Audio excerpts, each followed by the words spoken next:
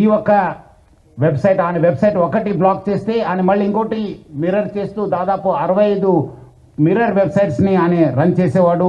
ఆయన ఒక మొత్తం ఆయనని ఇన్వెస్టిగేట్ చేసిన తర్వాత ఆయన దగ్గర ఉన్న హార్డ్ డిస్క్ అంతా రికవర్ చేసిన తర్వాత దాదాపు 21,000 సినిమాస్ ఆయన హార్డ్ డిస్క్లో పెట్టడం జరిగింది.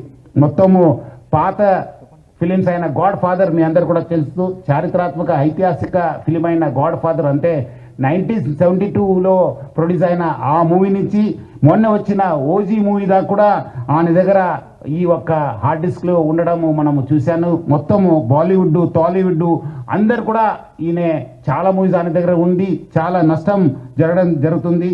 అదేవిధంగా ఆయన ఇప్పటిదాకా ఒక 20 crores సంపాదన చేశారని చెప్పి ఆయన వెల్లడించారు. మనం దాంట్లో 3 కోట్ల రూపాయలు మనము సీజ్ చేయడం జరిగింది. అది ఇంకా మనం ఆయన ఫైనాన్షియల్ డీటెయిల్స్, ఆయన మనీ లాండరింగ్ ప్లస్ ఏం చేశారు, ఎక్కడెక్కడ చేశారు, ఈ ర్యాకెట్లో మొత్తం ఏముందని తెలుసుకోవడానికి ఆయన పోలీస్ కస్టడీ కూడా మనం అడగడం జరిగింది. అది వచ్చిన తర్వాత కూడా ఇంకా మనము ఆయన దగ్గర ఉన్న విషయం పైన మనం రాపట్టుకోవడానికి మా వంతు కృషి చేయడం జరుగుతుంది.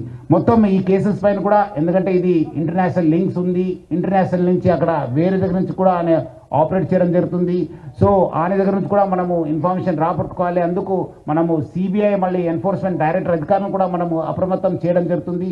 అక్కడ కూడా మనం సేకరించిన ఇన్ఫర్మేషన్ కూడా వాళ్ళకి ఇచ్చేసి వాళ్ళు కూడా ఈ మొత్తం ఈ ఒక్క లింక్స్ ఏమున్నామని తెలుసుకోవడానికి కూడా మా వంతు కృషి చేయడం జరుగుతుంది. మొత్తం ఆయన దగ్గర ఇప్పుడున్న డాటా దాదాపు 50 లక్షల మంది సబ్స్క్రైబర్స్ డాటా ఆయన దగ్గర ఉంది.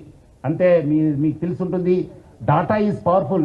ఈ ఒక్క ఆధునిక యుగంలో మోడర్న్ టెక్నాలజీలో డాటా ఈజ్ పవర్ఫుల్. ఎవరి దగ్గర డాటా ఉంటుంది వాళ్ళు చాలా పవర్ఫుల్ ఉంటారు.